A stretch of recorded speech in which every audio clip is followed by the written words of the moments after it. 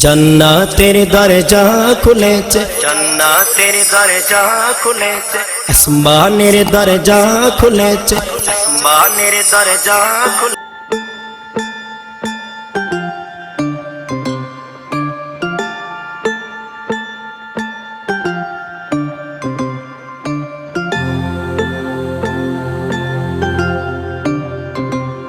আলহামদুলিল্লাহি রাব্বিল আলামিন ওয়াসসালাতু ওয়াসসালামু আলা মাহবুবিহিল করিম ওয়া মাশুকিহিল আযীম ওয়া নূরিল্লাহি ওয়া রাহমাতিল লিল আলামিন। মহামহিম আহলে নূর, আহলে হক, আহলে ঈমান, আহলে ইসলাম, আহলে বাইত, আহলে রাসূল সাল্লাল্লাহু আলাইহি ওয়া আলিহি ওয়াসাল্লাম, মহামান্য খুলাফায়ে রাসূল, খুলাফায়ে ইসলাম, খুলাফায়ে রাশিদিন রাদিয়াল্লাহু তাআলা আনহুম, মকবুল সাহাবায়ে রসুল, সাহাবায়ে হক, সাহাবায়ে খেলাফত রাদিয়াল্লাহু তাআলা আনহুম, আইম্মায়ে দ্বীন ও মিল্লাত, আইম্মায়ে হক এবং আউলিয়ায়ে কামিলিন, সাদিকিন, সালেহিন, ফাদিলিন রহমতুল্লাহি আলাইহিম আজমাইন, সবাইকে স্মরণ ও সম্মান জানিয়ে শুরু করছি। আপনারা অবগত হয়েছেন আজকের আলোচনার বিষয় সম্পর্কে। আজকের আলোচনার বিষয় হলো আত্মশুদ্ধি আমল দিয়ে নয়, ঈমান দিয়ে হয়। মাহে রমজান আত্মশুদ্ধির নয়, শুদ্ধ আত্মার উন্নতির মাস। এই গুরুত্বপূর্ণ মহামূল্যবান দিশা পেশ করেছেন সৈয়দ আল্লামা ইমাম হায়াত আলাইহির রাহমা। আমি কোরআন, হাদিস, এজমা, কিয়াসের আলোকে সৈয়দ আল্লামা ইমাম হায়াত আলাইহি রাহমার প্রদর্শিত দিশা দর্শনের ভিত্তিতে আজকের গুরুত্বপূর্ণ আলোচনা করার জন্য এসেছি। আশা করছি যারা যেখান থেকে আমার এই প্রোগ্রাম দেখছেন সবাই সুস্থ আছেন, ভালো আছেন। সবাইকে আন্তরিক সালাম, আসসালামু আলাইকুম ওয়া রাহমাতুল্লাহি ওয়া বারাকাতুহু। আমি আলোচনার শুরুতেই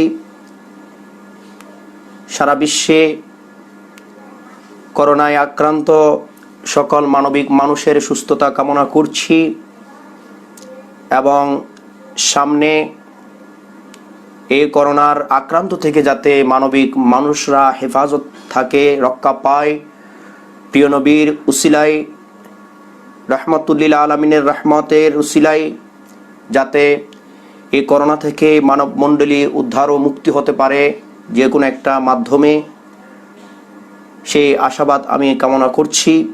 অনেককে বলতে শুনি আমল দিয়েই আত্মা শুদ্ধ হয়। প্রথমে আমি বলতে চাই এই বক্তব্যটি সম্পূর্ণ মিথ্যা, মন গড়া। আমল দিয়ে আত্মা শুদ্ধ হয় না। কদ আফলাহা মান যাক্কাহা ওয়া কদ খাবা মান দাসসাহা। এখানে মূলত আল্লাহ রাব্বুল আলামিন আত্মার শুদ্ধতার কথা বলেছেন। যার আত্মা শুদ্ধ তার জীবন শুদ্ধ, জীবন সফল। যার আত্মা অশুদ্ধ তার জীবন নিষ্ফল, ব্যর্থ। এই আত্মার শুদ্ধতা একমাত্র নির্ভর করে কলেমার উপর। কলেমার উপর পূর্ণ বিশ্বাস রাখতে হবে তথা তৌহিদ ভিত্তিক, রিসালাত কেন্দ্রিক আত্মা যদি গঠন হয় তবে আত্মা শুদ্ধ হয়। আর এই শুদ্ধ আত্মা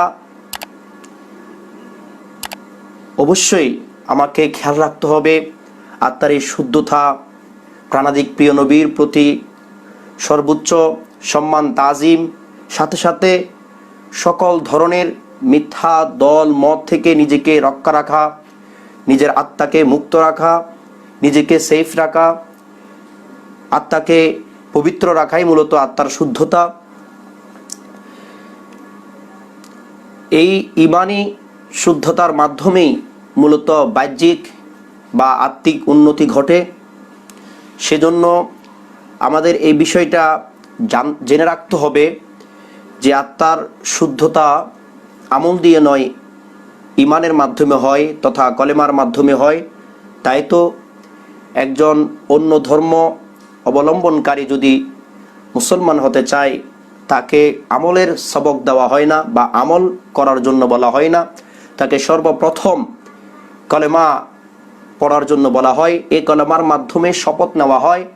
আগেই আত্মার মধ্যে যা কিছু ছিল, যে বিশ্বাস ছিল, সেই বিশ্বাসটা ছুঁড়ে ফেলে মূলত কলেমা ভিত্তিক সেই বিশ্বাসটা তার আত্মায় স্থাপন করতে হয়।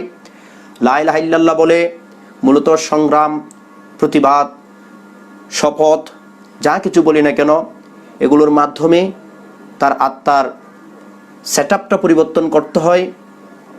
মূলত অন্য ধর্ম থেকে কোনো একজন ব্যক্তি যখন মুসলমান হতে আসে, তখন তার যে পরিবর্তনটা ঘটে সেটা তার শরীরের পরিবর্তন নয়, তার পোশাকের পরিবর্তন নয়, সেটা তার আত্মার পরিবর্তন ঘটে। তো তার আত্মার সেটআপ পরিবর্তন হয়। আগে যেই বিশ্বাস, দর্শন, চিন্তা, চেতনায় সে নিমজ্জিত ছিল, সেখান থেকে ফিরে এসে তার চিন্তা চেতনার পরিবর্তন ঘটাতে হয়। লা ইলাহা ইল্লাল্লাহ মুহাম্মদ রাসূলুল্লাহ সাল্লাল্লাহু আলাইহি ওয়াসাল্লাম তথা তৌহিদ ভিত্তিক রাসালত কেন্দ্রিক আত্মা যদি হয়ে থাকে, তখন সেই প্রকৃত মুসলমান হতে পারে। আর এরপরেই সেজন্য আমরা দেখি ইসলামের 5টি স্তম্ভের প্রথম স্তম্ভ হচ্ছে পবিত্র কলেমা। কলেমা ঠিক আছে, তবেই তো নামাজ, রোজা, হজ, যাকাত বাকি 4টে স্তম্ভ। তার জন্য আমাদের বিষয়টি ভালোভাবে মনে রাখতে হবে। কলেমার অবস্থানটা আগে, পরে নয়, তথা বিশ্বাসের অবস্থানটা আগে, আকীদার অবস্থানটা আগে, আমলের অবস্থানটা পরে।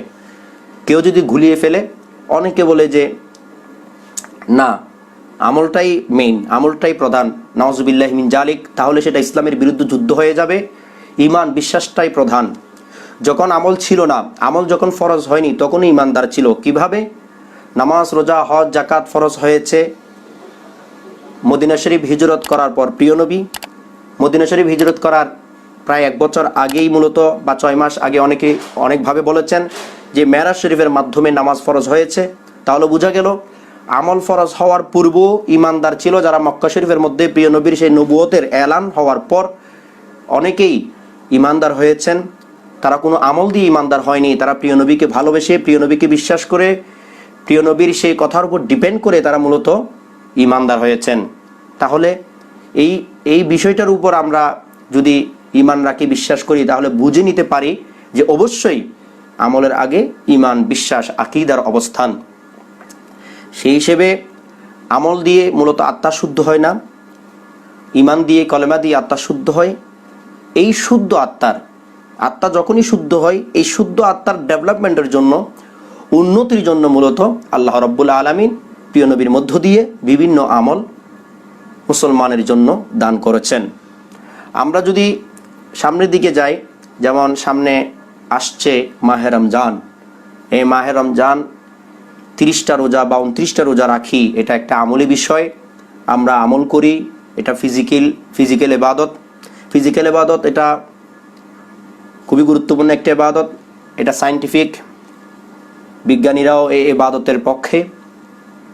এই রোজা প্রিয় নবীর মধ্য দিয়ে আমরা পেয়েছি। 30টা বা 29টা রোজা রাখি। আমরা এই মাহে রমজানকে কেন্দ্র করে অনেককে বলতে শুনি যে আত্মশুদ্ধির মাস মাহে রমজান। আমি বিষয়টা আপনাদের কাছে ক্লিয়ার করতে চাই, আত্মশুদ্ধির মাস মাহে রমজান নয়। কারণ মাহে রমজান রোজার উপর নির্ভর করে মাহে রমজান হচ্ছে। তাহলে রোজা হচ্ছে আমল। তাহলে আমল দিয়ে যেহেতু আত্মা শুদ্ধ হয় না, সেহেতু এটা শুদ্ধ আত্মশুদ্ধির মাস হতে পারে না। তো কি হবে? অবশ্যই কিছু না কিছু হবে। সেটা হলো যে আমি যদি কলমা পড়ে ঈমানদার হয়ে থাকি, এরপরে এই শুদ্ধ আত্মাটার ডেভেলপমেন্টের জন্য, উন্নতির জন্য মূলত আমল। তাহলে বোঝা গেল এই মাহে রমজান আত্মশুদ্ধির মাস নয়, শুদ্ধ আত্মার উন্নতির মাস। এই বিষয়টা সৈয়দ আল্লামা ইমাম হায়াত আলাইহির রাহমা আমাদেরকে পরিষ্কার করে দিয়েছেন। অথচ দেখুন, আমরা অনেককে বলতে শুনি, অনেককে না, প্রায় সবাই বলে যে আত্মশুদ্ধির মাস মাহে রমজান। কিন্তু এই রমজান ফরজ হওয়ার যে আয়াত মুবারক, সেখানে যদি আমরা যাই, সূরা আল বাকারা 183 নম্বর আয়াত আপনারা দেখে নেবেন।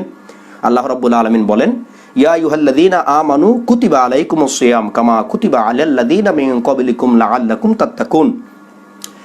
একটু খেয়াল করে দেখলে বুঝতে পারবেন, সেটা হলো আল্লাহ রাব্বুল আলামিন রোজা ফরজ করেছেন ইয়া আইয়ুহাল্লাযীনা আমানু, কাদের উপর? ঈমানদারদের উপর।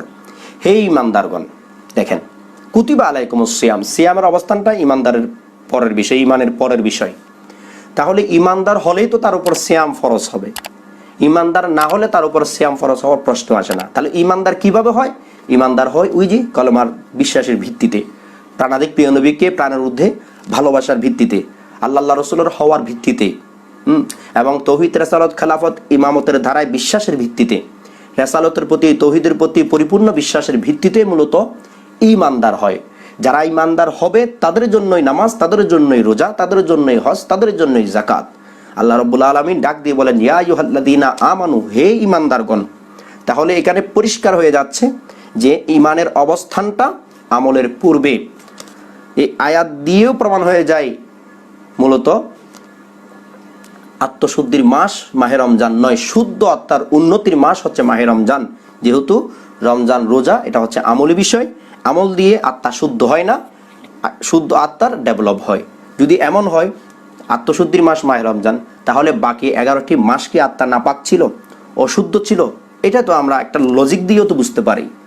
তাহলে এই কথাগুলো ভ্রান্ত মন গড়া কথা, এগুলো কোরআন হাদিস ভিত্তিক কথা নয়। এই কথার উপর সাপোর্ট করবেন না আপনারা কোরআন হাদিস ইজমা কিয়াস ভিত্তিক মানে বিশ্বাস করবেন। সেজন্য আজ থেকে বলতে শিখুন। সৈয়দ আল্লামা ইমাম হায়াত আমাদেরকে শিক্ষা দিয়েছেন যে আত্মশুদ্ধির মাস মাহে রমজান নয়, শুদ্ধ আত্মার উন্নতির মাস হচ্ছে মাহে রমজান।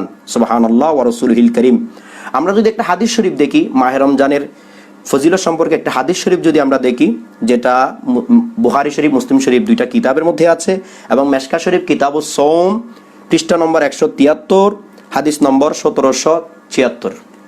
এই হাদিসের মধ্যে স্পষ্ট হয়ে যাচ্ছে, আন আবি হুরায়রা রাদিয়াল্লাহু তাআলা আনহু, হযরত আবু হুরায়রা রাদিয়াল্লাহু তাআলা আনহু থেকে বর্ণিত, ক্বালা, তিনি বলেন, ক্বালা রাসূলুল্লাহ সাল্লাল্লাহু আলাইহি ওয়াসাল্লাম, প্রাণাধিক প্রিয় নবী সাল্লাল্লাহু আলাইহি ওয়াসাল্লাম বলেন, মান সামা রমদানা ঈমানান ওয়া ইহতিসাবান গুফিরা লাহু মা তাকাদ্দামা মিন যামবিহি। খেয়াল করুন, মান সামা রমদান, যে রমজানের রোজা রাখে, ঈমানান, ঈমানের সাথে, ঈমানের সাথে যে মাহে রমজানের রোজা রাখে, ওয়া ইহতিসাবান, এবং একনিষ্ঠতার সাথে, ঈমান ও একনিষ্ঠতার সাথে যদি কেউ মাহে রমজানের রোজা রাখে, গুফিরা লাহু মা তাকাদ্দামা মিন যামবিহি, তার পূর্বের সকল গুনাহ আল্লাহ রাব্বুল আলামিন ক্ষমা করে দেন। সুবহানাল্লাহ ওয়া রাসূলুহুল কারীম। এই হাদিস শরীফ দ্বারা আমরা বুঝে নিতে পারছি যে ঈমানের সাথে রোজা রাখতে হবে, ঈমানের সাথে রোজা রাখতে হবে। ঈমান ছাড়া রোজা কোনোদিন কবুল হবে না আল্লাহর দরবারে।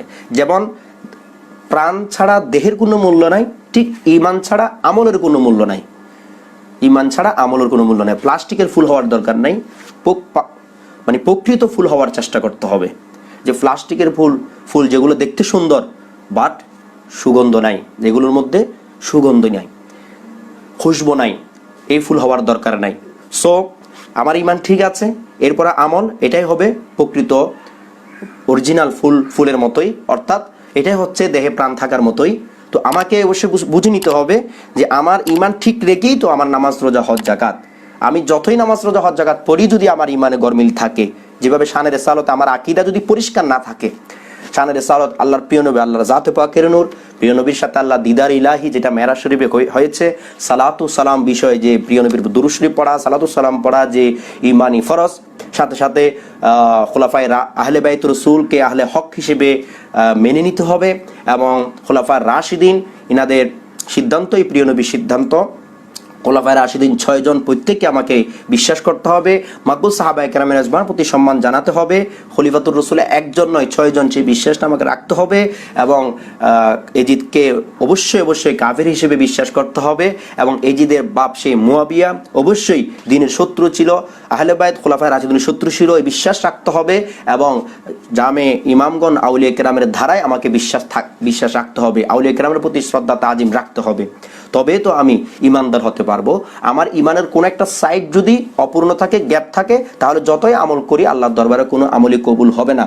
আপনারা এই বিষয়টা অবশ্যই, আমি মাহে রমজান শুরু হচ্ছে একদিন পরেই, সেজন্য আপনাদের কাছে আমি পরিষ্কার করে দিতে চাচ্ছি যে এই বিশ্বাস থেকে আমরা ফিরে আসতে হবে যে মাহে রমজান আত্মশুদ্ধির মাস না, শুদ্ধ আত্মার উন্নতির মাস মাহে রমজান। এভাবে আপনারা বলতে থাকুন।